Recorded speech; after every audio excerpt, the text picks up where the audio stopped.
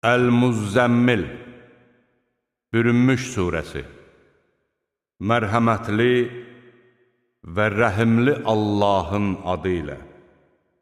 Ey libasına bürünüb örtünmüş Peyğəmbər! Az bir hissəsi istisna olmaqla gecələr namaza dur. Gecənin yarısını, yaxud ondan biraz əskilt və ya ona artır.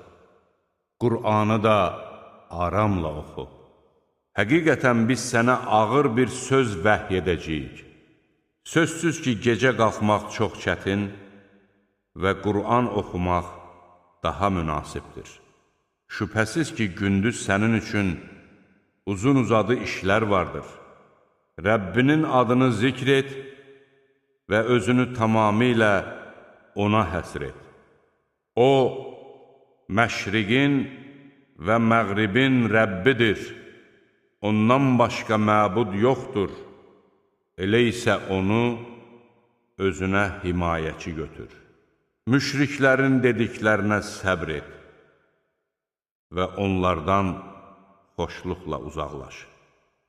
Məni, ayələrimi yalan sayan var-dövlət sahibləri ilə tək burax və onlara biraz möhlət ver. Həqiqətən bizdə onlar üçün qandallar və cəhənnəm hazırlanmışdır. Boğazda tıxanıb keçməyən yemək və ağrılı-acılı bir əzab da vardır. O gün yer və dağlar titriyəcək, dağlar səpələnən qum təpəsinə dönəcəkdir.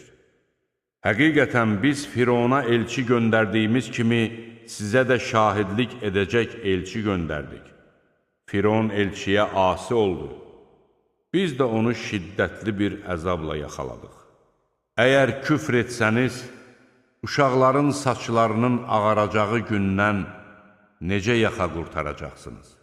O gün göy parçalanacaq, Allahın vədi mütləq yerinə yetəcəkdir. Həqiqətən bu bir nəsihətdir.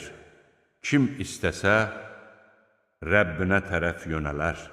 Həqiqətən Rəbbim bilir ki, sən və səninlə olan insanların bir qismi bəzən gecənin 2/3-dən az, bəzən yarısını, bəzən də 1/3-ni ibadət üçün durursunuz.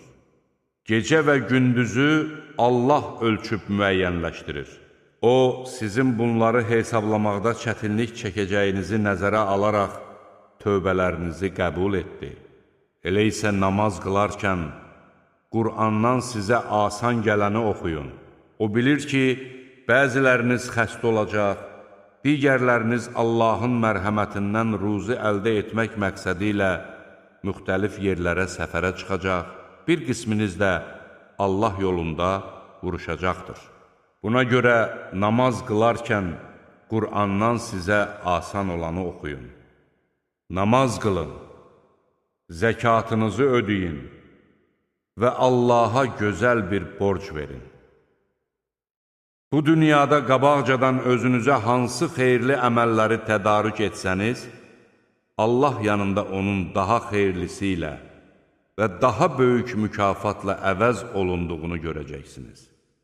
Elə isə Allahdan sizi əhv etməsini istəyin. Şübhəsiz ki, Allah bağışlayandır, rəhimlidir.